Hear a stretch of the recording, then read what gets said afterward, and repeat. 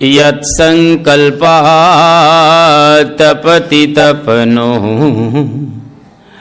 વાતિ વાત સમિંધે વહ નિર્ધત્તે ધરણીરુદધી લંઘતે નૈવ વેલાં સોયં શ્રીમાન નિખિલ જગતા અંતરાત્માવતીર્ણો ધર્મં રક્ષન દિશતુ કુશલમ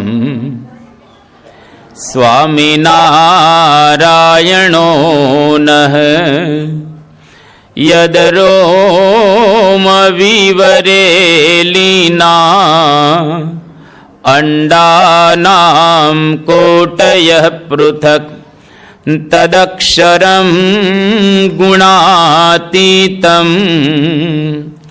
ગુણાતીતં નમામ્યહમ. ભગવતે શ્રી સ્વામિનારાયણાય નમો નમઃ. શ્રી અક્ષર પુરુષોત્તમાભ્યામ નમો નમઃ. શ્રી ગુણાતીતાનંદ સ્વામી મહારાજાય નમો નમઃ. શ્રી ભગતજી મહારાજાય નમો નમઃ. શ્રી શાસ્ત્રીજી મહારાજાય નમો નમઃ. શ્રી યોગીજી મહારાજાય નમો નમઃ. શ્રી પ્રમુખ સ્વામી મહારાજાય નમો નમઃ. શ્રી મહંત સ્વામી મહારાજાય નમો. ગઈકાલથી પ્રારંભાયેલી આ અક્ષર પુરુષોત્તમ દર્શન પ્રવચનમાળા એના આપણે બીજા દિવસે જ્યારે ઉપસ્થિત થયા છીએ ત્યારે આપણા જીવનની અંદર આ અક્ષર પુરુષોત્તમ દર્શન એની બધી વાતો અને એ દર્શન પ્રમાણે આપણું જીવન થાય એવા એક શુભ આશયથી અને ભાવનાથી આપણે આ પ્રવચનમાળાનો પ્રારંભ કરેલો છે.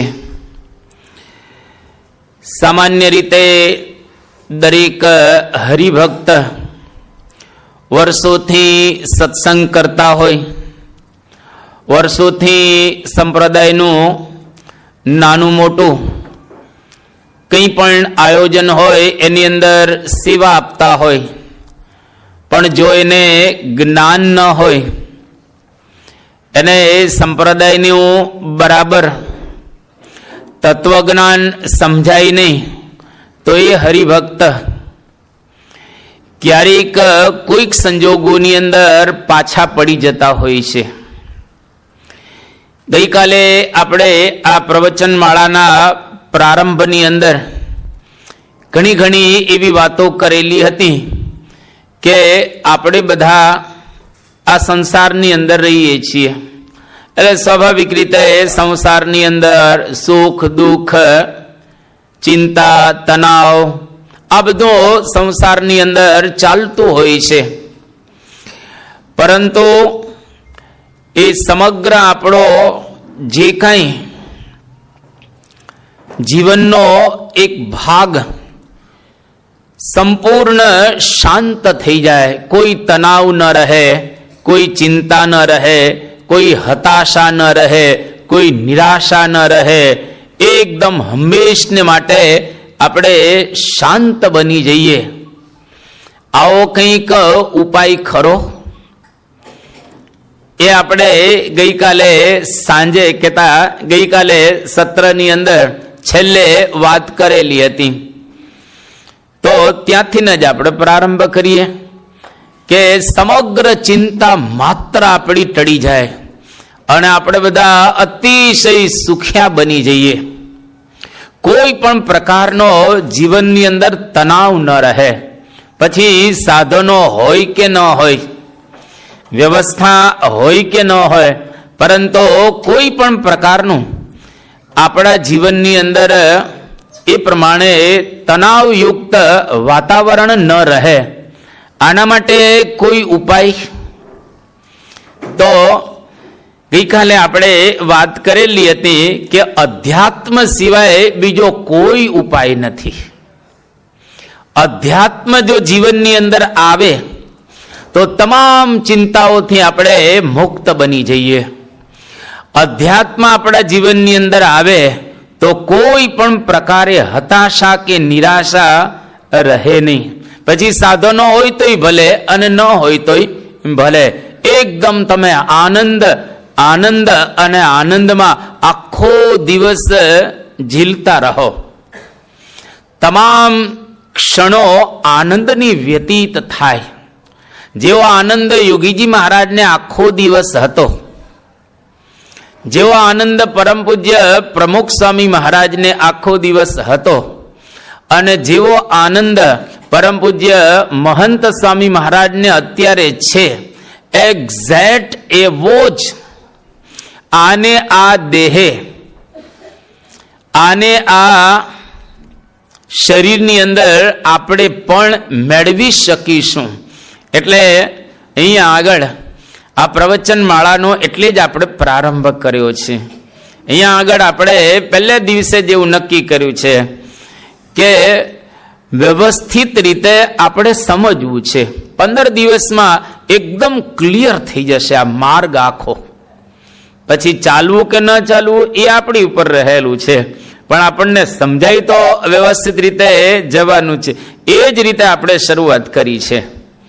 એટલે જ્ઞાન થાય તો તમામ પ્રકારના પ્રશ્નોનું સમાધાન થાય. હવે જ્ઞાનથી આવરણ ટળે છે, જ્ઞાનથી અંદરનો પ્રકાશ થાય છે. આવરણ ટળે એટલે શું? શાસ્ત્રીજી મહારાજના વખતની અંદર એક વખત શાસ્ત્રીજી મહારાજ સારંગપુરમાં હતા, અને નાનકડી સભા હતી, બહુ મોટી સભા નહોતી. એ વખતે શાસ્ત્રીજી મહારાજ આપણા મગનભાઈ સેક્રેટરી એને કહે છે કે આ વસોના હરિભક્ત છે, એને તમે ઓળખો છો? ત્યારે પેલા મગનભાઈ કહ્યું કે ના સ્વામી, હું એને નથી ઓળખતો. એ કે તમે બે જણા ઓળખો જ છો એકબીજાને?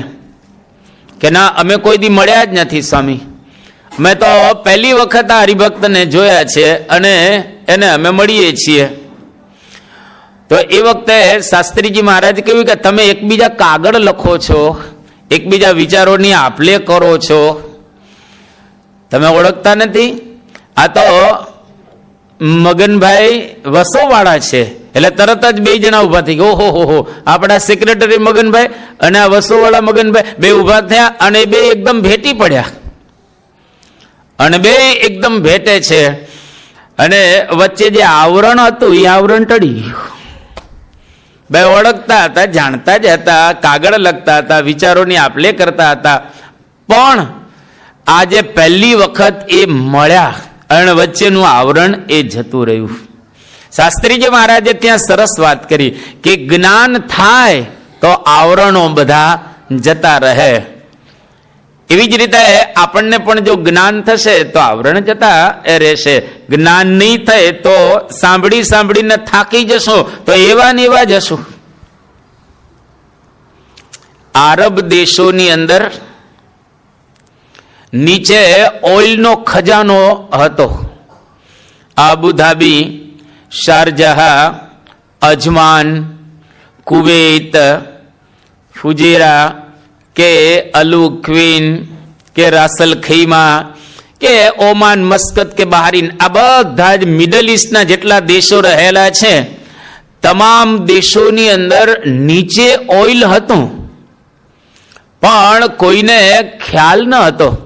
પણ યુરોપિયનો આવ્યા અને યુરોપિયનોએ તપાસ કરી સાધનો દ્વારા, અને પછી એ લોકોને કહ્યું કે તમે તો ખજાના ઉપર બધા બેઠા છો. એ કે અમે ક્યાં ખજાના ઉપર બેઠા, અમે તો ઊંટો લઈને ફરીએ છીએ, અહીંયા ખજૂર ખાઈએ છીએ અને રેતીની વચ્ચે રહીએ છીએ, અને આ પ્રકારનું અમારા જીવનની અંદર તો બધું રહેલું છે. અમારી પાસે કોઈ ખજાનો બજાનો છે નહીં. ત્યારે આ બધા યુરોપિયને વાત કરી કે જુઓ, તમારી નીચે તેલ ભર્યું છે અને અતિશય તેલ વધારે છે.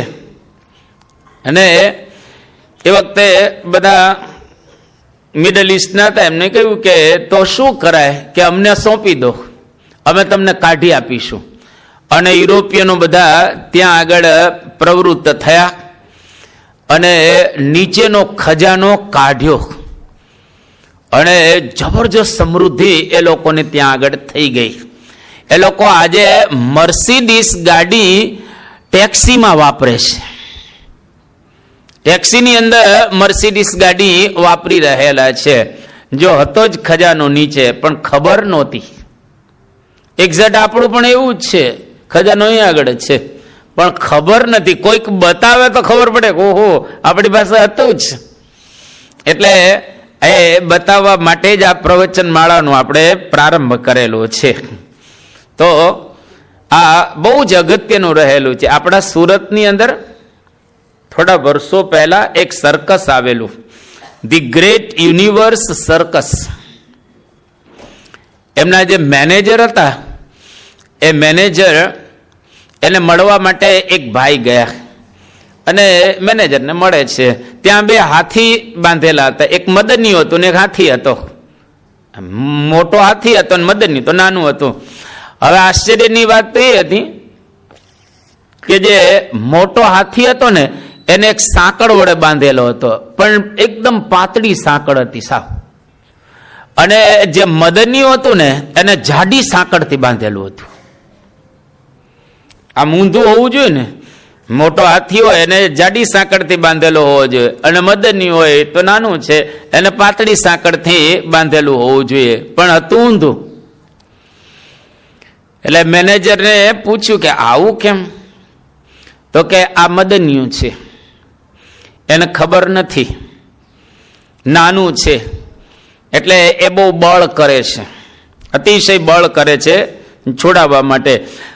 આ હાથી જ્યારે નાનો હતો ને ત્યારે એને પણ આવી જાડી સાંકળથી બાંધેલો હતો. પણ ધીરે ધીરે હાથીને એવો ખ્યાલ આવ્યો કે સાંકળ તૂટે એવી નથી. એટલે અમે ધીરે ધીરે ધીરે ધીરે કરતા કરતા કરતા ઝીણી સાંકળ કરતા ગયા. સાંકળ ઝીણી કરી નાખી, પેલા જાડી જ હતી. હાથીને એવો ખ્યાલ આવ્યો કે હવે હું આ સાંકળથી છૂટી શકવાનું નથી, એને તોડી શકવાનું નથી, એટલે ધીરે ધીરે પાતળી કરી નાખી. એટલે એને ગ્રંથિ બંધાઈ ગઈ હાથીને કે હું નહીં છૂટી શકું, એટલે એને પાતળી સાંકળ રાખેલી છે. અને મદનિયાને હજુ ગ્રંથિ નથી બંધાયેલી, કારણ કે નાનું છે, એની ખબર નથી.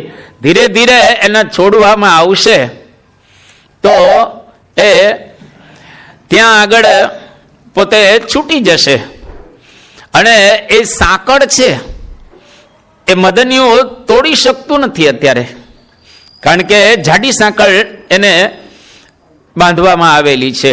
પણ એ જ્યારે મોટો થશે ત્યારે એને પણ ગ્રંથિ બંધાઈ જશે કે આપણે પણ આ સાંકળ તોડી નહીં શકીએ, એટલે પછી ધીરે ધીરે નાની કરવામાં આવશે. આ મેનેજરે વાત કરી, આપણે બધા પણ એક ગ્રંથિથી બંધાઈ ગયા છીએ કે આવું મારાથી નહીં થઈ શકે, આવું હું નહીં કરી શકું. એટલે મગજમાં એક ગ્રંથિ બંધાઈ ગઈ છે. ક્યારથી બંધાઈ ગઈ છે? આજકાલથી નહીં, કરોડો જન્મોથી આપણે આ ગ્રંથિથી બંધાયેલા છીએ. એક બે જન્મથી નહીં, કરોડો જન્મ. મહારાજે પ્રથમના 21મા વચનામૃતની અંદર વાત કરી કે આ જીવ જેટલું માતાનું સમુદ્રની અંદર પાણી છે એટલું માતાનું ધાવણ ધાવેલો છે. એક જન્મની અંદર એક ટેવ પડે ને તો આટલા જન્મમાં કેટલી ટેવ પડે? એટલે હજારો અને લાખો જન્મોથી આપણે બંધાયેલા છીએ. હવે એને તોડવું કેટલું અઘરું પડે. ધારો કે તમે ઘરની અંદર એક નિયમ કરજો, આ 3 દિવસ જ તમે અખતરો કરજો. અખતરો મિલિનભાઈ, શું અખતરો કરવાનો? આજથી ન જ કરજો. 3 દિવસ તમે ઘરની અંદર પ્રવેશ કરો ને સુરેશભાઈ, તો 3 વખત ટકોરા મારી અને દરવાજાની અંદર પ્રવેશ કરવાનો. ટક ટક ટક ટક ટક ટક ટક ટક ટક એમ 3 વખત ટક ટક ટક કરી અને દરવાજો ખોલીને અંદર જતું રહેવાનું. બસ 3 દિવસ કરજો. ચોથા દિવસે આમ જરૂર નથી ટક ટક કરીને અંદર પ્રવેશ કરવાની. આ 3 દિવસ તમે દરવાજો ખોલ્યો ને આવી રીતે ખોલીને, તો ચોથા દિવસે તમારે ટક ટક નહીં કરવું હોય તો થઈ જશે, કારણ કે ટેવ પડી ગઈ. આજે ટેવ એક વખત પડી જાય ને એને ભૂસાવી બહુ જ અઘરી પડતી હોય છે. એટલે જન્મથી આપણે ગ્રંથિથી બંધાયેલા છીએ. આ ગ્રંથિઓ કઈ રીતે તૂટે અને છૂટે? બહુ જ અઘરું છે આ ગ્રંથિઓને તોડવી અને છોડવી. એ સ્વભાવની ગ્રંથિઓ રહેલી છે. અહમ ગ્રંથિ, મમત્વ ગ્રંથિ, ઈચ્છા ગ્રંથિ, કર્મ ગ્રંથિ, સંશય ગ્રંથિ, આ બધી જ ગ્રંથિઓ કેતા ગાંઠો સ્વભાવો એને તોડવા આટલા અઘરા રહેલા એ છે. પણ જ્ઞાન થશે તો બધી ગ્રંથિઓ તૂટી જશે. એક સાથે તૂટશે બધી, 1-2 તૂટે એવું નહીં, એક સાથે બધું જ તૂટી જશે. અને જે દિવસે આપણને એકદમ અપ ટુ ડેટ જ્ઞાન થઈ જશે ત્યારે બધું જ અંદરથી ખુલી જશે. અંદરથી આપણે આવરણની વાત કરી, આવરણ એ ટળી જશે. ઓળખાણની વાત કરી, ઓળખાણ પણ બધું થઈ જશે. પ્રકાશની વાત કરી, પ્રકાશ પણ થઈ જશે. અને ગ્રંથિની વાત કરી, ગ્રંથિ તૂટી જશે. એક્ઝેક્ટ વાત કૃષ્ણ ભગવાન ગીતામાં કરી છે. હું આટલું બોલ્યો ને એ વાત કરેલી છે. યદ જ્ઞાત્વા ન પુનર્મોહમ એવમ યાસ્યતિ પાર્થ. એટલે કે એક વખત તમને જ્ઞાન થશે પછી મોહ કરવો હશે તો નહીં થાય. લો કેવું સરસ અહીં વિધાન કૃષ્ણ ભગવાન કરે છે. આપણે ક્યાંક બંધાવવું હશે તો નહીં બંધાઈ શકીએ. આપણે ક્યાંક આસક્તિ કરવી હશે તો એ આસક્તિ આપણે નહીં કરી શકીએ. જ્ઞાન થશે તો કોઈ દિવસ ક્યાંય મોહ જ નહીં થાય. એટલે ગ્રંથિઓ માત્ર આપણી ટળી જશે. બંધાવવું હશે તોય બંધાઈ નહીં શકીએ. લો કેવી રીતે સમજીએ? દ્રષ્ટાંત દ્વારા. આપણને ઝેરનું જ્ઞાન યથાર્થ થયું છે ને, બધાને ઝેરનું વ્યવસ્થિત યથાર્થ જ્ઞાન થઈ ગયું છે. અને આપણે વ્યવસ્થિત સાંભળીને એટલા દ્રઢ કરીને બેઠેલા છીએ કે ઝેર જો ખાય તો માણસ મરી જાય. હવે ધારો કે લીંબુના પાણીનું શરબત સરસ આપવામાં આવે, ફર્સ્ટ ક્લાસ લીંબુનું પાણી, અને એની ઉપર ખાલી લખી દેવામાં આવે કે ઝેર. અંદર ઝેર છે નહીં, અંદર લીંબુનું પાણી જ છે, પણ ઉપર લખી દીધું કે ઝેર.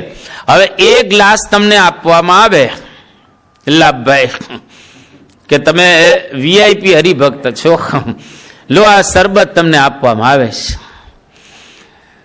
તો તમે શરબત હાથમાં તો લેશો, પણ ઓલું ઝેરનું બોર્ડ વાંચશો ને તો પીશો નહીં. પછી કહેશે તમને કે ભાઈ આ તો ખાલી ઝેરનું લેબલ જ છે, આની અંદર ઝેર નથી, આમાં છે તો શરબત લીંબુનું પાણી જ છે, આમાં ઝેર બેર છે નહીં. પણ તમે પીશો ખરા? કેમ? અમે સંતો આપીએ તો ન પીઓ તમે? મહંત સ્વામી મહારાજ આપે તો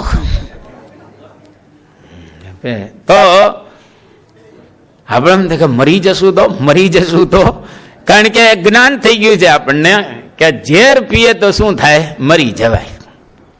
આ એક્ઝેક્ટ જ્ઞાન થયું કહેવાય ને. આ પાકું જ્ઞાન થયું, કાચું બાચું જ્ઞાન થયેલું નથી, અડધું પડધું પણ જ્ઞાન થયેલું નથી, એકદમ પાકું. ઝેર ખાય તો માણસ મરી જાય. એવી જ રીતે જે વખતે આપણને પાકું જ્ઞાન થઈ જાય તો મેં હમણાં આગળ વાત કરી, બધું સિદ્ધ થઈ જાય. અને જ્ઞાન વગર તમામ પ્રકારના દુઃખો જ હોય. જ્ઞાન વિના દુઃખ પાવત દુનિયા, માયા ઘોર અંધાર में मुक्तानंद मुनिवर विज्ञानी पहुंचत तेज अंबार में संत सुखी संसार में. આ મુક્તાનંદ સ્વામીનું ભજન છે. જ્ઞાન વગર આપણને દુઃખ હોય, જ્ઞાન થઈ જાય તો આપણને સુખ થાય. એટલા માટે દુનિયામાં જો ઘણી પવિત્ર વસ્તુઓ બતાવેલી છે, પણ પવિત્રમાં પવિત્ર વસ્તુ કઈ? નહીં જ્ઞાનેન સદૃશમ પવિત્રમ ઈહ વિદ્યતે ગીતા. દુનિયામાં જ્ઞાન જેવું કોઈ પવિત્ર રહેલું નથી. ઘણા સ્નાન કરીને નથી આવતા હોતા, એવું હોય છે. મંગળા આરતીમાં ઘણા આવે છે, પણ સ્નાન કરી અને કોઈક ના આવે ને તો દૂર ઉભો રહે છે, પાછો નજીક નથી આવતો. અને આપણે પૂછીએ કે કેમ, તો કે મંગળાનો નિયમ છે. તો નજીક આવો ને કે મેં સ્નાન નથી કર્યું, હું પવિત્ર નથી.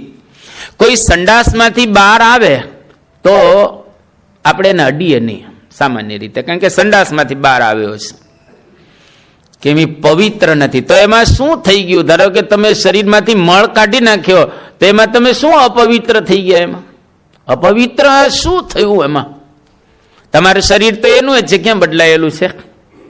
કાંઈ નથી બદલાયેલું. પણ આપણે એને શું માનીએ છીએ? અપવિત્રતા અને પવિત્રતા બેમાંથી એક આંખથી આપણે જોઈ નથી શકતા. આંખથી દેખાય છે પવિત્રતા તમને, અપવિત્રતા દેખાય છે તમને. પણ હમણાં એક દ્રષ્ટાંત કહીશ તો તમને તરત સમજાશે કે પવિત્રતા શું છે અને અપવિત્રતા શું છે, અને તમે જોઈ શકશો એને. ધારો કે તમે ઠાકોરજીને પેંડા ધરાવવા માટે જઈ રહ્યા છો, અથવા તો તમારા હાથમાં સાકરની થાળી છે, એને લઈ અને તમે જાઓ છો રસ્તામાં. હવે જતા જતા રસ્તામાં એવું બને છે કે તમને ઠેસ આવી, એટલે સાકરની થાળી પડી ગઈ, પેંડાની થાળી પણ પડી ગઈ છે, બે પડી ગયા. હવે સાકરની થાળી પડી ગઈ એટલે, અને આજુબાજુ આમ કાદવ કીચડ જેવું હતું, આમ જામે એવું નહોતું બધું, જમીન એવી હતી, આમ થોડી ગંદી જમીન કે ને એવી હતી, એમાં પડી ગયા પેંડા સાકર. આ પેંડાની અંદર તો પેલી કાંકરીઓ ખૂંટી ગઈ, એટલે એમાં કઈ જામ્યું નહીં, અને એને કઈ પાણીથી ધોઈ ન શકે ને બગડી જાય ને. પણ સાકરને તો પાણીથી ધોઈ શકાય. સાકરને પાણીથી તમે સરસ રીતે ધોઈ નાખી, આમ ધોવાઈ ગઈ સાકર. હવે તમે ભગવાનને ધરાવવા માટે એ સાકર નહીં વાપરો. કેમ? તો કે કાદવ કીચડ મળમાં પડી ગઈ ને એ સાકર આપણે ભગવાનને ધરાવી નથી સાકર. કેમ કેમ નથી ધરાવતા તમે? એ કે અપવિત્ર સાકર થઈ ગઈ. તો અપવિત્ર કેમ થઈ ગઈ? પેલા પવિત્ર હતી ને હવે અપવિત્ર કેમ? તો કે કાદવ કીચડનો સંગ થયો સાકરને, એટલે અપવિત્ર બની ગઈ. ધોઈ નાખીને સાફ થઈ ગઈ તો આપણે એવું માનીએ છીએ કે સાકર કેવી છે? અપવિત્ર છે. દેખાય છે ને, પેલા પવિત્ર દેખાતી, હવે કેવી દેખાય છે? અપવિત્ર દેખાય છે. બાકી સાકર તો સાકર જ છે, એમાં કઈ ફેરફાર થયેલો નથી.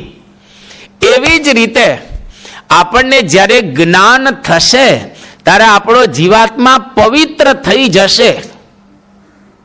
અત્યારે જ્ઞાન નથી, 15 દિવસમાં કરી જ દેવું છે, કોઈ પણ સંજોગોમાં એકદમ વ્યવસ્થિત સમજાઈ જશે. પછી આપણા હાથમાં છે આગળ વધવું કે ન વધવું તે. તો આપણને જ્ઞાન થાય એકદમ પવિત્ર બની જશું. આમ બહારથી કઈ બદલાયેલું નહીં હોય. ઘણા કાળા વાળ ધોળા નહીં થઈ ગયા હોય, થોડા કાળા નહીં થઈ ગયા હોય, ઘણા ડાય કરીને આવતા હોય છે. આમ પાછા એક જણા પાછળ જો બેઠા છે, એટલા કાળા ભમર વાળ છે જો. હવે એ બધા વાળ છે એ કાળા છે નહીં, પણ મૂળ ધોળા થઈ ગયા છે, પણ ડાય કરીને એકદમ કાળા થઈ ગયા. ઘણાની મૂછ છે ને એકદમ કાળી કાળી મૂછ હોય, ઉંમર મોટી હોય મૂછ કાળી હોય.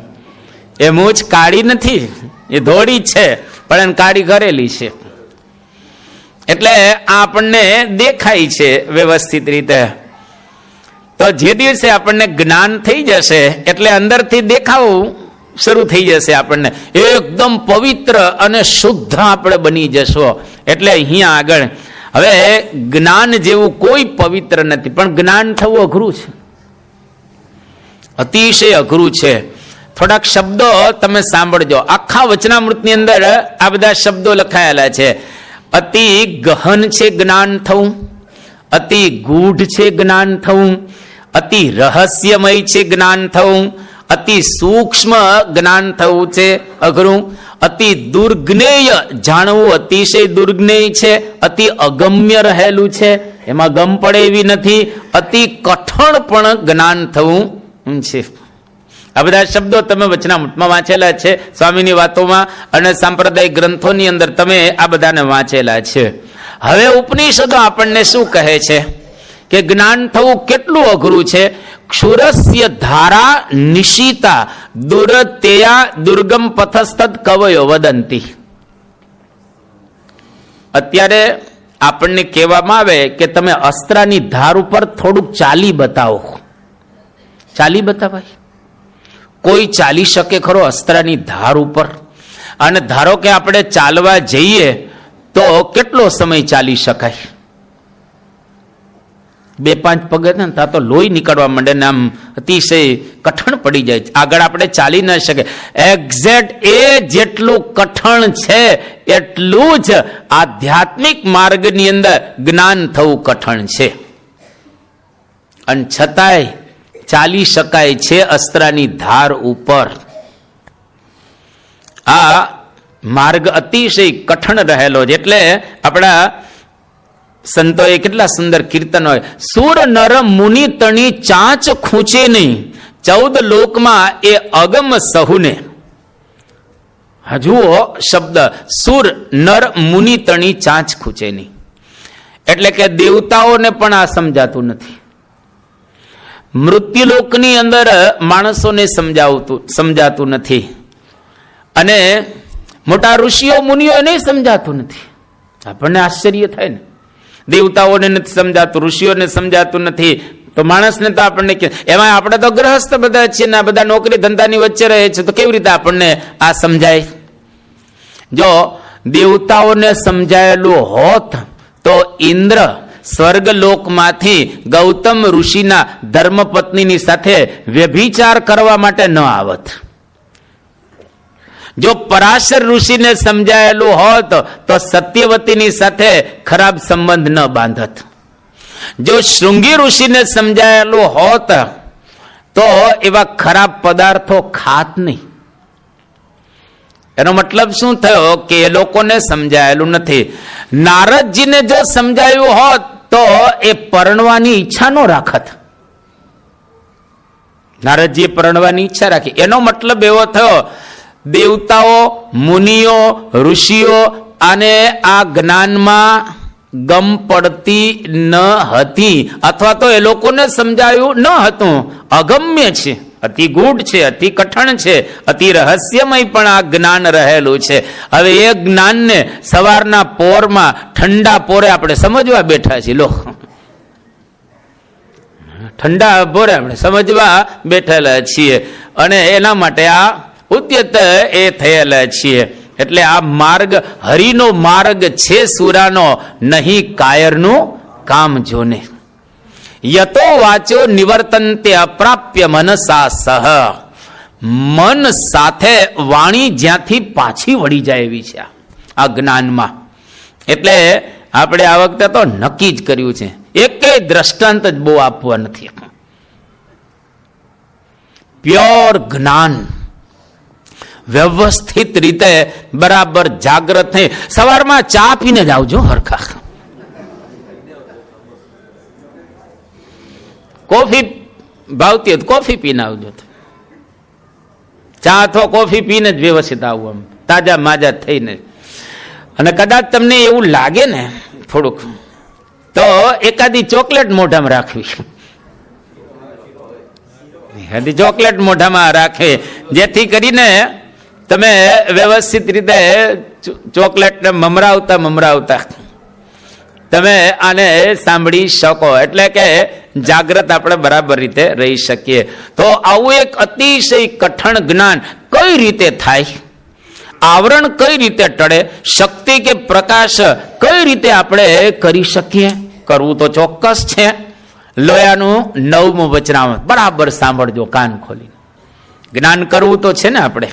ઊંચી આંગળી કરો જેટલાને કરવું એટલે, લગભગ બધાને કરવું જ છે. કોઈ એવું બાકી નથી કે જેને આ જ્ઞાન ન કરવું હોય. બધાને આ જ્ઞાન કરવું તો છે જ. તો કઈ રીતે જ્ઞાન થાય? તો મહારાજે એક્ઝેક્ટ મહારાજના શબ્દો, જ્ઞાન તો એમ થાય છે જો બૃહદારણ્ય, છાંદોગ્ય, કઠવલ્લી આદિ જે ઉપનિષદ તથા ભગવદ ગીતા તથા વાસુદેવ મહાત્મ્ય તથા વ્યાસ સૂત્ર ઇત્યાદિ ગ્રંથનું સદગુરુ થકી શ્રવણ કરે તો જ્ઞાન ઉપજે. પહેલો પ્રશ્ન તો મારે તમને એ પૂછવાનો છે, આ ગ્રંથ હું બોલ્યો ને, બૃહદારણ્ય, છાંદોગ્ય, કઠવલ્લી ઉપનિષદ, ભગવદ ગીતા, વાસુદેવ મહાત્મ્ય અને વ્યાસ સૂત્ર, આ ગ્રંથો જેને જોયા ઊંચી આંગળી કરો તો. આ બધા જ ગ્રંથો જેને જોયા હોય બધા જ એક એક ઊંચી આંગળી કરો. એક જ વ્યક્તિ આપણી સભામાં બેઠો છે જેને આ બધા ગ્રંથો જોયેલા છે, બાકી આ ગ્રંથો જોયા નથી. હવે જોયા જ ન હોય તો તમે વાંચ્યા ક્યાંથી હોય? તમે ગ્રંથ જ નથી જોયા તો એને વાંચવાનું તો આવે જ ક્યાંથી? અને તમે વાંચો નહીં તો જ્ઞાન કેવી રીતે થાય? તમે સ્કૂલમાં ભણવા જાવ જ નહીં, એના ચોપડા જ તમારી પાસે ન હોય, બરાબર, તો તમને એ સ્કૂલનું જ્ઞાન ક્યાંથી થવાનું? તો મને કહો. એનો મતલબ એવો થયો કે પેલા ચોપડા વસાવવા પડે ને, એટલે ચોપડા વસાવવા પડે. ચોપડા વસાવ્યા પછી શિક્ષક રાખવો પડે, અને શિક્ષકે જેને ચોપડા સમજાયેલા હોય એવો શિક્ષક જોઈએ ને. તમે મેડિકલ કોલેજની અંદર એન્ટર થયા હો અને એન્જિનિયરિંગના પ્રોફેસર તમને ભણાવતા હોય, ભણાવી શકે? તમે એન્જિનિયરિંગની કોલેજમાં દાખલ થયા હો અને હીરા ઘસુ તમારો ક્લાસ લેવા આવે, એમ્બ્રોઇડરીના મશીનો અમે રાખે, અમે સારું કમાઈએ છીએ, વ્યવસ્થિત કમાઈએ છીએ, એ એન્જિનિયરિંગની કોલેજની અંદર ક્લાસ લઈ શકે?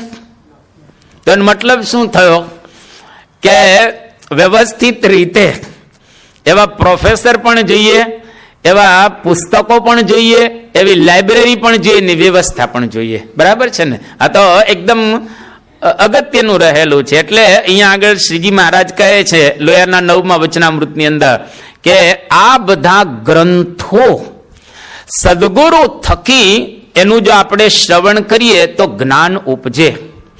ઉત્કૃષ્ટ જ્ઞાન વાળો વક્તા જોઈએ, જે વાચ્યાર્થ અથવા તો શબ્દાર્થ જ્ઞાન વાળો નહીં. હું જે અત્યારે બોલું છું ને એ તો વાચ્યાર્થ અને શબ્દાર્થ છે, કારણ કે હું તો વાંચીને જ બોલું છું અને હું શબ્દો બધા ભેગા કરીને શાસ્ત્રમાંથી એ તમને સમજાવી રહ્યો છું. પણ યથાર્થ વક્તા આપણા સંપ્રદાયની અંદર કોણ છે? તો કે ભગવાન સ્વામિનારાયણ અને આખી ગુરુ પરંપરા એ યથાર્થ વક્તા છે. એટલે હું તો એનું બોલેલું બોલું છું અને સંકલન કરીને બોલું છું. હું વક્તા નથી અને હું બોલતો પણ નથી. ફક્ત મારા દ્વારા શ્રીજી મહારાજ અને મહંત સ્વામી મહારાજના શબ્દો તમારી સુધી પહોંચે છે. એટલે વક્તા કોણ થયા? ભગવાન સ્વામિનારાયણ અને મહંત સ્વામી મહારાજ. કારણ કે અહીંયા આગળ બહુ સરસ કહે છે કે ઉત્કૃષ્ટ જ્ઞાન વાળો વક્તા મળે તો આપણને જ્ઞાન થાય, નહીતર જ્ઞાન થાય એ નહીં. આ પ્રકારે સરસ રીતે અહીંયા આગળ સમજાવ્યું છે. લોયાની અંદર શ્રીજી મહારાજ વિરાજમાન છે અને ત્યાં બધા જ સંતો જે મોટા મોટા હતા ને એ ભેગા થઈ ગયા. હવે લોયા એક તો આમ દૂર કહેવાય ને થોડુંક, ત્યાં આગળ કોઈ ડિસ્ટર્બન્સ હોય નહીં. લોયાના 18 વચનામૃત છે ને, લોઢાના વચનામૃત છે. ઘણા બોલતા હોય કે લોઢાના વચનામૃત છે. કેમ લોઢાના? કારણ કે કઠણ છે સમજવા. લોયાના 7મા વચનામૃતની અંદર શ્રીજી મહારાજે બહુ સરસ વાત કરી કે ઇન્દ્રિયો, અંતઃકરણ અને જીવ તદાશ્રિત યથાર્થ અનુભવ જ્ઞાન વાળો વક્તા જો મળે તો આપણને જ્ઞાન થઈ જાય. એટલે એની ઇન્દ્રિયો પહોંચેલી હોય, એનું અંતઃકરણે પહોંચેલું હોય અને એને જીવ તદાશ્રિત જ્ઞાન થયેલું એવો યથાર્થ વક્તા મળે તો આપણને વ્યવસ્થિત જ્ઞાન થાય જ, એમાં કોઈ શંકાને સ્થાન રહેલું નથી. હા, શ્રોતા ધ્યાન ન રાખે તો વાત જુદી છે. શિક્ષક સારો હોય, લાઇબ્રેરી સરસ હોય, પણ વિદ્યાર્થી ધ્યાન ન રાખે તો એ પાસ થાય? એક વખત મહંત સ્વામી મહારાજ પ્રસંગ કહે છે સરસ, કે એમની સાથે બે વિદ્યાર્થીઓ ભણતા હતા અને બે વિદ્યાર્થીઓ આમ બરાબર હતા. એક વખત પ્રોફેસરે આ બંનેને કહ્યું કે આ તમે 3-4 વર્ષથી એકના એક વર્ષની અંદર છો, તો આ વખતે તમે અમારી ખાલી આમ નોટ વાંચી લેજો. આમ નોટ વાંચશો તો તમને બધું ક્લિયર થઈ જશે ને તમે પાસ થઈ જશો. તો બે વિદ્યાર્થીઓ શું કહે છે એ કે પાસ થવું હોય તો ને, અમારે પાસ જ નથી થવા, આ તો ઘરેથી મોકલે છે, અહીંયા આગળ આવીએ છીએ. જેને પાસ ન જ થવું હોય એના ગમે તેવો વક્તા હોય, ગમે તેવું શાસ્ત્ર હોય, તો એ કોઈ દિવસ પાસ થઈ શકવાનો નથી, એને જ્ઞાન પણ થવાનું નથી. આપણે બધા જ પાસ થવા જ આવ્યા છીએ, આપણે બધાને પાસ થવું જ છે. તો એનો મતલબ એવો થયો કે આપણે થઈ શકીશું, કારણ કે આ બાજુ બધું જ બરાબર છે. એટલે શ્રીજી મહારાજ અને મહંત સ્વામી મહારાજ આપણને વક્તાના રૂપની અંદર એ પ્રાપ્ત થયા. જેને જેટલી અનુભૂતિ થાય એટલી એ વાત કરે વક્તા. હવે અહીંયા આગળ એક બહુ સુંદર આપણે સમજીએ છો, બરાબર કાન ખોલીને સાંભળજો, એક કે એક એટલા બેઠા છે ને બરાબર, કારણ કે આપણે જ્ઞાન કરવા માટે બેઠેલા છીએ. તો ઇન્દ્રિયો અંતઃકરણ ને અનુભવ તદાશ્રિત જેને જ્ઞાન થયું હોય એવો યથાર્થ વક્તા એ શ્રોતાને વાત કરે ત્યારે શ્રોતાને બરાબર રીતે જ્ઞાન થઈ જાય. હવે અનુભૂતિ જેને જેટલી થઈ હોય એટલું તો જ્ઞાન કરી શકે, જેટલી અનુભૂતિ થઈ હોય. એટલે ભારત વર્ષની અંદર, ભારતની ભૂમિ ઉપર આપણે બધા જ રહ્યા છે. આ પવિત્ર દેશ છે, બહુ સુંદર પવિત્ર દેશ છે. આપણા ભાગ્ય કહેવાય કે આ પવિત્ર દેશમાં આપણો જન્મ થઈ ગયો. ધારો કે તમારો જન્મ કોઈક એવી જગ્યાએ થયો હોત જ્યાં કોઈ અવતારોની વાત ન હોય, જ્યાં કોઈ મહાપુરુષો ન હોય, કંઈ ન હોય, તો આપણે કેવી રીતે જ્ઞાન કરી શકીએ? એટલે પવિત્ર ભૂમિમાં આપણે આવી ગયા. બડે ભાગ, બહુ મોટા ભાગ્ય કે એક તો મનુષ્ય જન્મમાં આવ્યા અને પવિત્ર ભૂમિમાં આપણે આવી ગયા. સુંદર સારી ભૂમિ છે, પવિત્ર દેશ રહેલો છે અને આપણે પણ એ બધા મુમુક્ષો રહેલા છીએ. હવે ભારતની ભૂમિ ઉપર હજારો વર્ષોથી મહાપુરુષો આવ્યા, અવતારો આવ્યા, દેવતાઓ આવ્યા, આ બધા જ આવ્યા અને એ લોકોને જેવી જેવી અનુભૂતિ થઈ તેવું તેવું જ્ઞાન એને પીરસ્યું બધાને, અને એના શાસ્ત્રે લખાણા લો.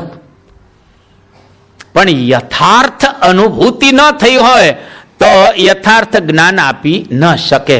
એટલા માટે તમે જો ભારતની ભૂમિ ઉપર કેટલા બધા મહાપુરુષો આવ્યા અને એને બધાને જ્ઞાન આપ્યું. સૌથી પહેલા તો આપણે કહીએ ભગવાન વેદવ્યાસ, જ્ઞાનનો મહાસાગર કહેવાય. હવે એના માતા ને પિતા, એના પિતા હતા પરાશર ઋષિ, એની માતા સત્યવતી હતા. અને કઈ રીતે જન્મ થયો મેં હમણાં તમને વાત કરી.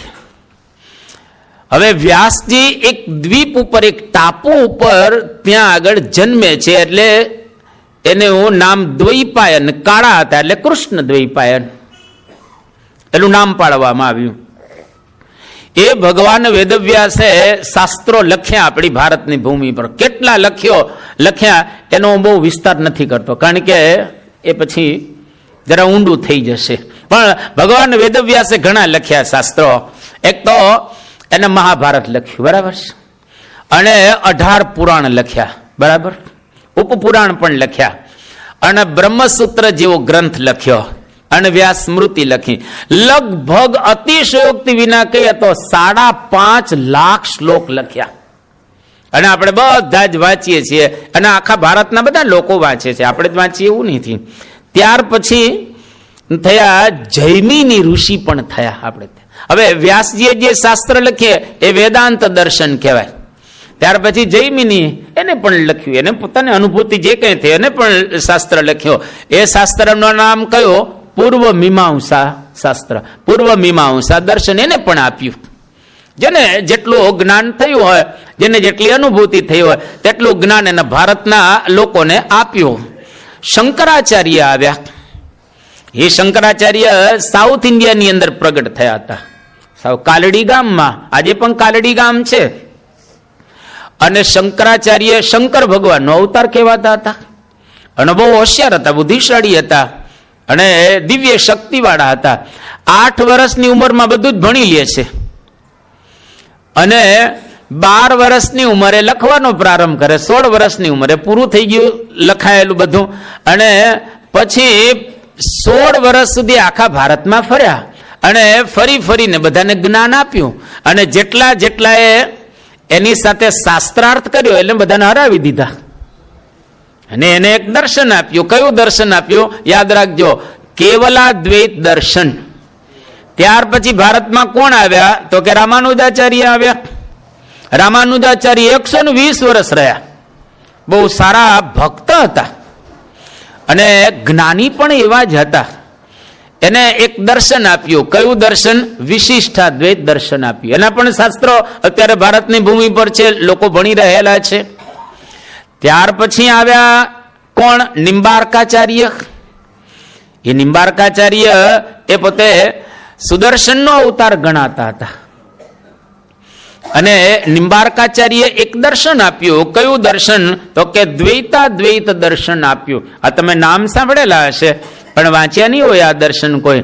નિમ્બાર્કાચાર્યનો અત્યારે સંપ્રદાય ચાલે છે, રામાનુજનો સંપ્રદાય ચાલે છે, શંકરાચાર્યનો પણ સંપ્રદાય આ ભારતની ભૂમિ પર ચાલી રહ્યો છે. ત્યાર પછી આવ્યા મધ્વાચાર્ય, જેને દ્વૈત દર્શન આપ્યું. અને આજે ઘણા બધા એના આશ્રિતો પણ રહેલા છે મધ્વાચાર્યના. ત્યાર પછી આવ્યા વલ્લભાચાર્યજી. હવે વલ્લભાચાર્ય આવ્યા લગભગ 500-600 વર્ષ પહેલા. અને વલ્લભાચાર્ય એને પણ દર્શન આપ્યું, શુદ્ધાદ્વૈત દર્શન. શંકરાચાર્ય કેવલાદ્વૈત અને વલ્લભાચાર્ય શુદ્ધાદ્વૈત.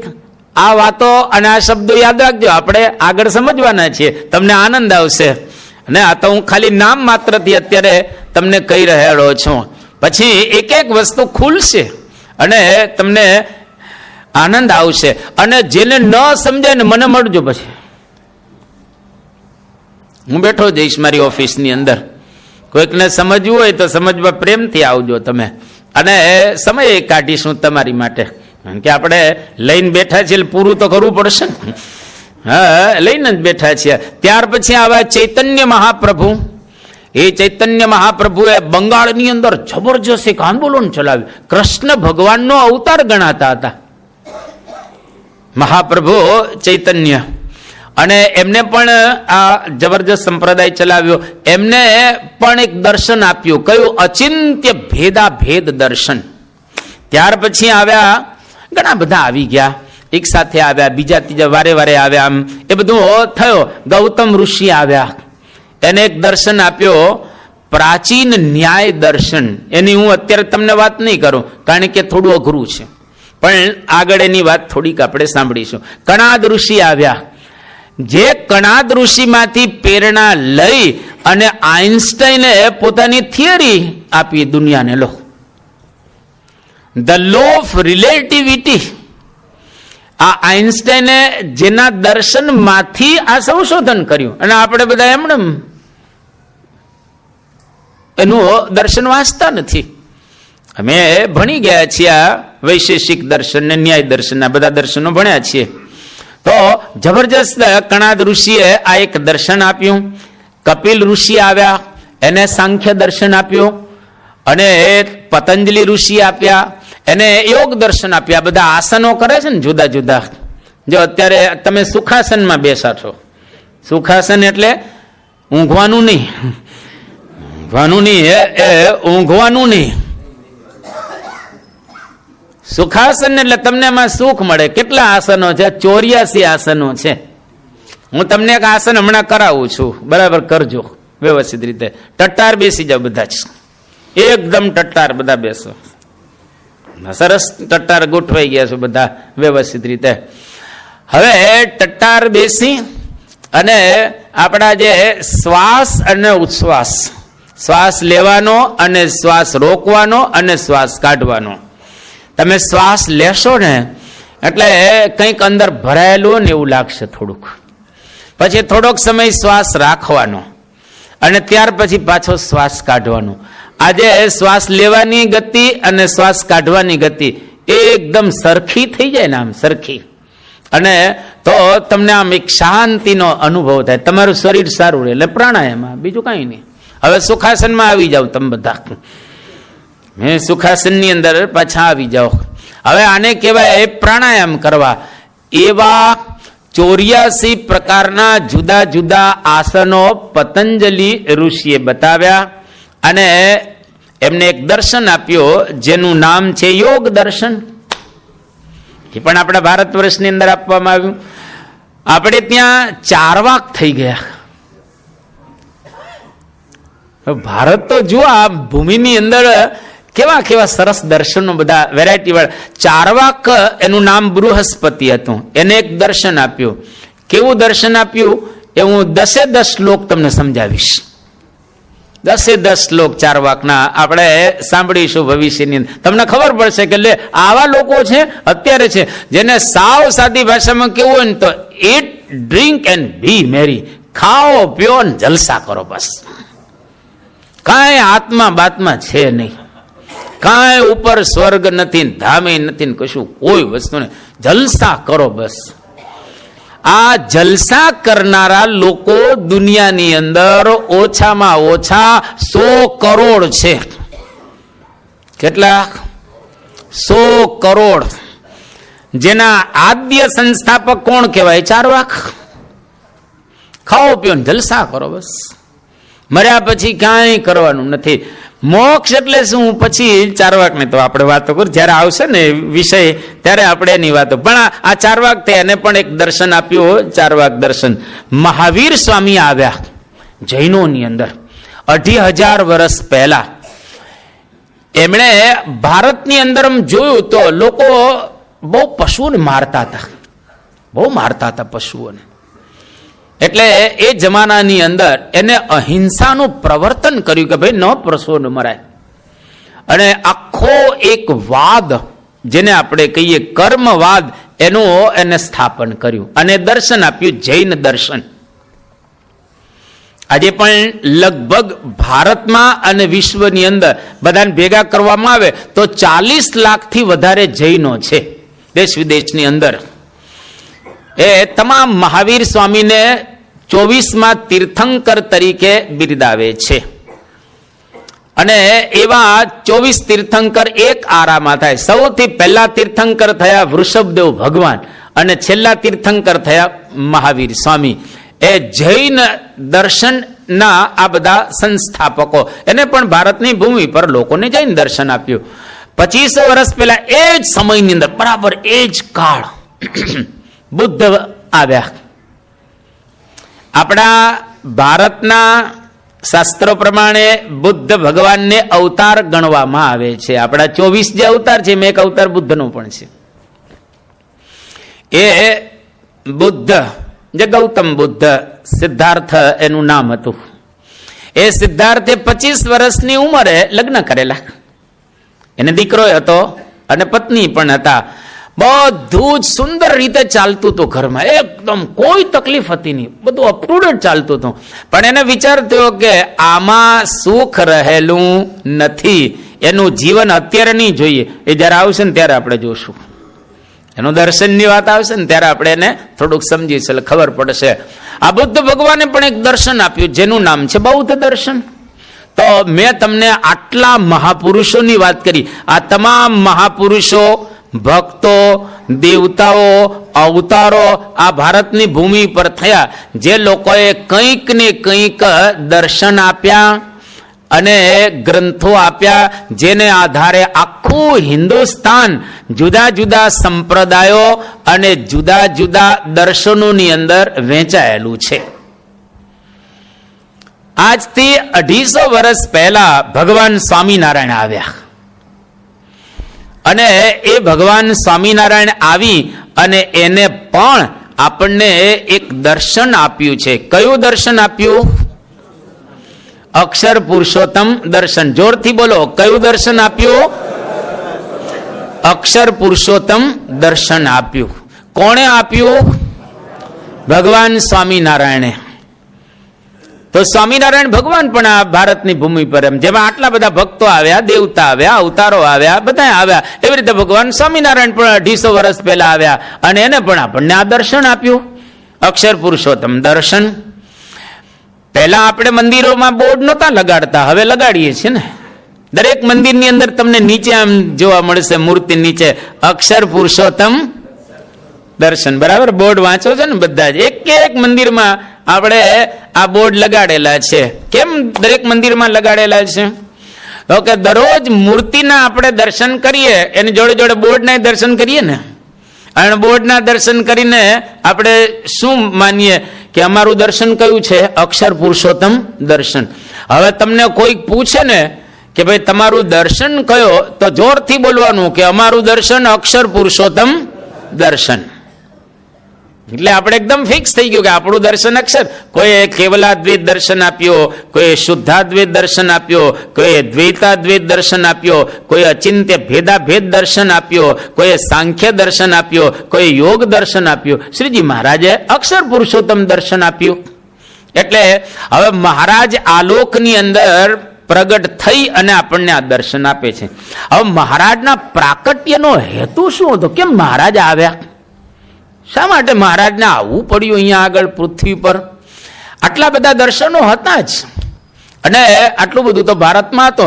મહારાજે પોતાના અવતરણનું અહીંયા આગળ એક આપણને કારણને હેતુ સમજાવ્યો. શું મહારાજે એક કારણ આપ્યું અને હેતુ દર્શાવ્યો કે હું શા માટે આવ્યો છું? તો મહારાજે જૂના ખરડાની અંદર લખ્યું, એઝ ઇટ ઇઝ મહારાજના શબ્દો હું વાંચું છું, બરાબર સાંભળજો. આજ તો મેં अविद्या रूप जो माया है तिसके नाश के वास्ते प्रकट हुआ हूं.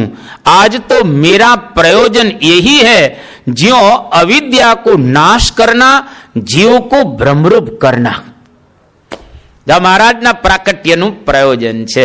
મહારાજ કે અવિદ્યા જે માયા છે એના નાશ માટે હું આવ્યો છું અને જીવોને બ્રહ્મરૂપ કરવા માટે હું આવ્યો છું. હું જીવોને અક્ષરરૂપ કરવા માટે આવ્યો. આપણે અક્ષરરૂપ થવું છે ને. જેને થવું હોય ઊંચી આંગળી કરો.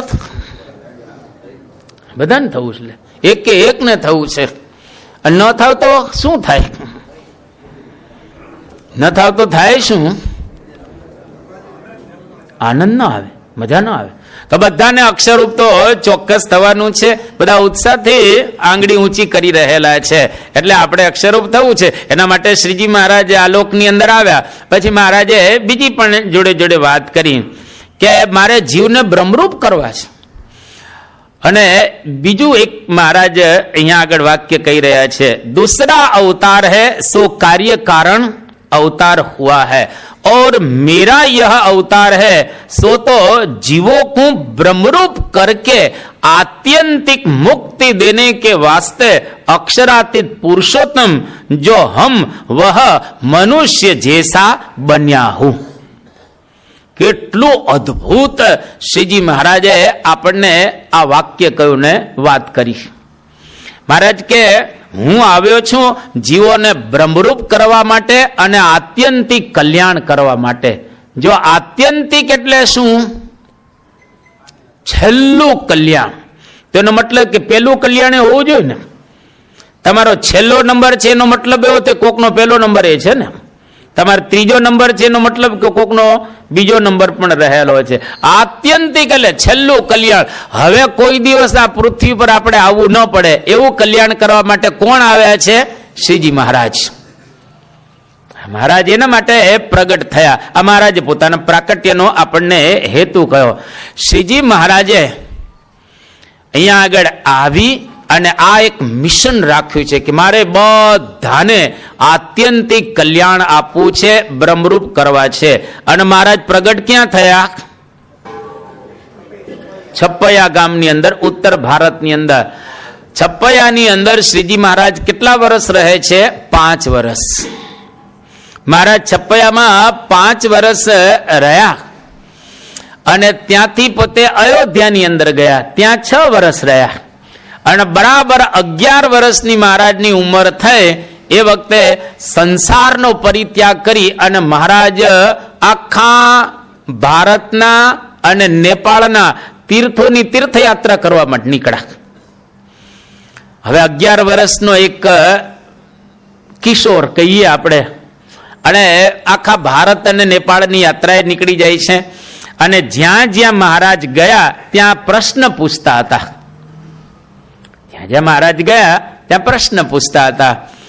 અને કયો પ્રશ્ન પૂછતા હતા? કોઈને જો આવડતો હોય તો ઊંચી આંગળી કરજો. જો ઘણાને આવડે છે. અહીંયા આગળ મેં પૂછ્યું નથી તમને, પણ તમને આવડે છે. તો મહારાજ દરેકને એવું પૂછતા કે જીવ, ઈશ્વર, માયા, બ્રહ્મ અને પરબ્રહ્મ, આ પાંચના જે સ્વરૂપ છે એને મને સમજાવો. જે જગ્યાએ કોઈ પણ મઠમાં જાય, કોઈ મંદિરમાં જાય, કોઈક સાધુને મળે, કોઈક સંન્યાસીને મળે, કોઈને પણ મહારાજ આધ્યાત્મિક પુરુષને મળતા એને આ પ્રશ્ન પૂછતા. અને મહારાજ ફરતા ફરતા લગભગ મહારાજની ઉંમર 18 વર્ષની થઈ ત્યારે લોજમાં આવી ગયા. અને લોજમાં આવ્યા એટલે લોજની અંદર આશ્રમ હતો રામાનંદ સ્વામીનો, અને ત્યાં વાવ છે લોજની અંદર. આજે પણ વાવ છે સરસ. ત્યાં મહારાજ એક પથ્થર હતો એની પર આવીને બેસી ગયા. અને વાવ માંથી પાણી ભરવા માટે સુખાનંદ સ્વામી ત્યાં આગળ આવે છે આશ્રમમાં. પાણી તો જોઈએ, પાણી ભરવા. એને જોયું કે ઓહો, 18 વર્ષનો એક કિશોર, આમ બ્રહ્મચારી, આમ ચોટલો બાંધેલો છે અને આમ સરસ મૃગ ચર્મ પહેરેલું છે અને બેઠો છે. નજીક આવ્યા સુખાનંદ સ્વામી અને બધા પ્રશ્ન ઘણા બધા પૂછે છે કે વર્ણિક, તમારું નામ? તો કે અમે નામથી પર છીએ. અને મા બાપ? કે અમારો કોઈ મા બાપ જ નથી. આશ્ચર્ય થયું. ક્યાંથી આવ્યા? કે અમારો કોઈ ગામ પણ નથી. સુખાનંદ સ્વામીને આશ્ચર્ય થયું.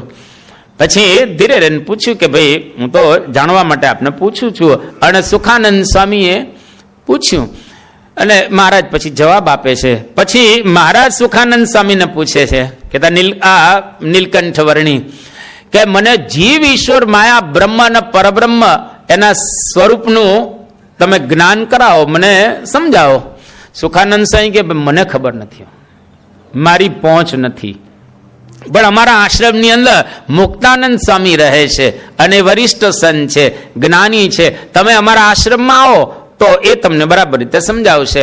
તો નીલકંઠ વર્ણી શું કહે છે કે હું કોઈ જગ્યાએ ગામમાં જતો નથી, આશ્રમમાં જતો નથી. તો કે સારું, મુક્તાનંદ સ્વામીને અહીંયા આગળ અમે બોલાવીશું. તો નીલકંઠ વર્ણીને વિચારતો કે મુક્તાનંદ સ્વામી અહીંયા આગળ આવે, એને કહેતા ચાલો ને આપણે જ આશ્રમમાં જઈએ. પછી આશ્રમમાં જાય છે, મુક્તાનંદ સ્વામીને પૂછે છે. અને મુક્તાનંદ સ્વામીને રામાનંદ સ્વામી થકી જે કંઈ જ્ઞાન થયું હતું એના આધારે જીવ, ઈશ્વર, માયા, બ્રહ્મ ને પરબ્રહ્મ એ નીલકંઠ વર્ણીને આમ થોડું સમજાવે છે, યથાર્થની પણ થોડું સમજાવે છે. એટલે નીલકંઠ વર્ણીને થયો કે ના, અહીંયા આગળ લીલું છે, હવે અહીંયા આગળ રહેવા જેવું છે. એટલે નીલકંઠ વર્ણી લોજની અંદર પોતે રહે છે અને લોજની અંદર રહી રામાનંદ સ્વામીની પ્રતીક્ષા કરે છે. રામાનંદ સ્વામીને પછી મળે છે. મળ્યા પછી રામાનંદ સ્વામી એને દીક્ષા આપે છે. દીક્ષા આપીને ગાદી પર બેસાડે છે. અને ત્યાર પછી રામાનંદ સ્વામી ધામમાં ફણેણીમાં જાય છે. અને હવે નીલકંઠ વર્ણીમાંથી સહજાનંદ સ્વામી બની ગયા. સહજાનંદ સ્વામીમાંથી 14મા દિવસે સ્વામિનારાયણ ભગવાન બની ગયા. લોકો એને ઓળખતા થયા. એ સ્વામિનારાયણ ભગવાને જુદા જુદા સ્થાનોની અંદર ગ્રંથ નું જ્ઞાન લોકોને આપ્યું. અને આ જ્ઞાન કોના આધારે આપ્યું? શ્રીજી મહારાજ પોતે જ કહે છે. અંત્યનું 10મું વચનામૃત. મહારાજે 5 આ તત્વોનું જ્ઞાન આપ્યું બધાને. એની સામે કાઠીઓ બેઠા હતા, એની સામે સંતો બેઠા હતા, એની સામે ગામડાના બેઠા હતા, શેરનાય બેઠા હશે, ભણેલા ભણ બધા બેઠા હતા. એની વચ્ચે મહારાજ જ્ઞાન આપવા જ એ લાગ્યા. અને બધા લોકો પ્રેમથી સાંભળતા હતા. કેટલા સમજ્યા હતા અને કેટલા નહીં સમજ્યા ભગવાન જાણે. પણ પરમહંસો હતા એને આ જ્ઞાન લખી લીધું. એ લખી લીધું એ વચનામૃત. આ મહારાજનો રદગત અભિપ્રાય સંતોએ લખી લીધો અને વચનામૃત એક ગ્રંથ તૈયાર થયો. આ વચનામૃતની અંદર શ્રીજી મહારાજે 5 તત્વોનું જ્ઞાન વ્યવસ્થિત આપણને આપ્યું છે. અંત્યનું 10મું વચનામૃત એક્ઝેક્ટ સાંભળજો. વેદ, પુરાણ, ઇતિહાસ ને સ્મૃતિઓએ સર્વશાસ્ત્રમાંથી અમે એ સિદ્ધાંત કર્યો છે જે જીવ, માયા, ઈશ્વર, બ્રહ્મ અને પરમેશ્વર એ સર્વે અનાદિ છે. હવે અહીંયા આગળ કેટલી સરસ મહારાજ એક વાત કરી. મહારાજ કે વેદ, પુરાણ, ઇતિહાસ, સ્મૃતિઓ સર્વશાસ્ત્રમાંથી અમે સિદ્ધાંત કર્યો છે. હવે અમે સિદ્ધાંત કર્યો છે એનો મતલબ શું થયો? શ્રીજી મહારાજે વેદો વાંચ્યા હોવા જોઈએ ને, બરાબર? વાંચ્યા વગર સિદ્ધાંત કેવી રીતે કરી શકો? એટલે આ બધા શાસ્ત્રો શ્રીજી મહારાજે વાંચેલા છે. નાના હતા ત્યારે આપણે જાણીએ છીએ, 10 વર્ષના હતા ત્યારે કાશીની અંદર શાસ્ત્રાર્થ કરેલા અને પિતાની પાસેથી ભણ્યા છે. અન્ય જે બધા ગુરુજીઓ હતા એની પાસેથી ભણેલા છે, એની આપણે વાત નથી કરતા. પણ મહારાજે વેદો વાંચ્યા હશે, પુરાણો વાંચ્યા હશે, ઇતિહાસ વાંચ્યા હશે, સ્મૃતિ ગ્રંથો વાંચ્યા હશે. આ તો ભગવાન હતા, એને તો તરત બધું યાદ રહી જાય અને એને કઈ વાંચવું ન પડે. યો વેત્તિ યુગપત સર્વમ પ્રત્યક્ષેણ સદા સ્વતઃ. ભગવાન તો બધું એ જાણે. તો મહારાજે 5 તત્વો આપ્યા આપણને: જીવ, ઈશ્વર, માયા, બ્રહ્મ ને પરબ્રહ્મ. અંત્યનું 10મું વચનામૃત, પ્રથમનું 7મું વચનામૃત, પ્રથમનું 1લું વચનામૃત અને સારંગપુરનું 6ઠું વચનામૃત. આ 5 વચનામૃતની અંદર મહારાજે આ બધા તત્વોની વાત કરેલી છે. હવે એમાંનું પહેલું તત્વ કયું છે? જીવ તત્વ. જીવ, ઈશ્વર, માયા, બ્રહ્મ અને પરબ્રહ્મ. એમાં પહેલું તત્વ છે જીવ. એનું જ્ઞાન મહારાજે સુંદર વચનામૃતની અંદર આપેલું છે. પણ એ આજે નહીં હો, આજે આવી ગયા આપણે વિષય ઉપર એક્ઝેક્ટ આવી ગયા. આપણી ગાડી છે હવે આવી ગઈ જીવ, ઈશ્વર, માયા, બ્રહ્મ ને પરબ્રહ્મ ઉપર. હવે મહારાજે સરસ જીવ તત્વને સમજાવ્યું છે. આપણે બધા જીવ છીએ. હવે જો એ બરાબર રીતે સમજીશું પેલા તો તરત જ કામ થઈ જશે. એકદમ સુંદર રીતે આપણે આ જ્ઞાનને પ્રાપ્ત કરી શકીશું અને અવિદ્યા ટળી જશે, અજ્ઞાને ટળી જશે, માયા ટળી જશે, આવરણે ટળી જશે અને અંદરનો પ્રકાશ દેખાશે, જેની વાતો આવતીકાલે. અહીંયા આગળ આપણે આજની પારાયણને પૂર્ણ કરીએ છીએ. આજે ગઈકાલ કરતા ખૂબ મોટી સંખ્યામાં બધા ભરાઈ ગયા. આખો હોલ ઓલમોસ્ટ બધો ભરાઈ ગયો છે. એટલે આજે તમને એક વિનંતી કરી દઉં જોડે જોડે કે આજે દરેક વ્યક્તિ 2 ફોન કરે, બસ, વધારે નથી કરવા. આપણે ગઈકાલે કોઈ ફોન કર્યા હોય એટલે ઊંચી આંગળી કરો. હવે આજે ઊંચી આંગળી કરો કે હું ફોન કરીશ. ઊંચી આંગળી કરો કે હું કોઈકને ફોન કરીશ આ જ્ઞાન માટે. અને આપણે એક જણાને ફોન કરીને લાવવાનો. કેમ? તો કે આપણું પાકું થાય અને એનું પાકું થાય, બેનું પાકું થાય. આપણે સંપ્રદાયના આશ્રિત રહેલા છીએ. જો આપણે આ જ્ઞાનને પાકું કરીશું તો એકબીજા ચર્ચા કરવામાં આનંદ આવશે. એટલા માટે આ આજે કરીશું. કાલે પાછો હું પ્રશ્ન પૂછવાનો છું કે ફોન કર્યા કે નહીં, બરાબર? અને ખાલી કે ઊંચી આંગળી, નીચી આંગળી હોવી જોઈએ ને, બધી ઊંચી આંગળી જ હોવી જોઈએ. તમામ ફોન કરજો. એટલે કે આપણે એક જણાને અહીંયા આગળ એ લાવીશું અથવા તો 2 જણાને અહીંયા આગળ લાવીશું તો ફોન કરી અને માહિતી આપીશું. અહીંયા આગળ આપણે પૂર્ણ કરીએ છીએ. શ્રી સ્વામિનારાયણ ભગવાનની ગુણાતીતમ બ્રહ્મ રૂપમ નિજાત્મનઃ વિભાવ્ય દાસ ભાવેન સ્વામિનારાયણં ભજે શ્રીહરિમ સાક્ષરમ સર્વદેવેશ્વરમ ભક્તિધર્માત્મજમ દિવ્યરૂપમ પરમ શાંતિદમ મુક્તિદમ કામદમ કારણમ સ્વામિનારાયણમ નીલકંઠમ ભજે શ્રીહરિમ.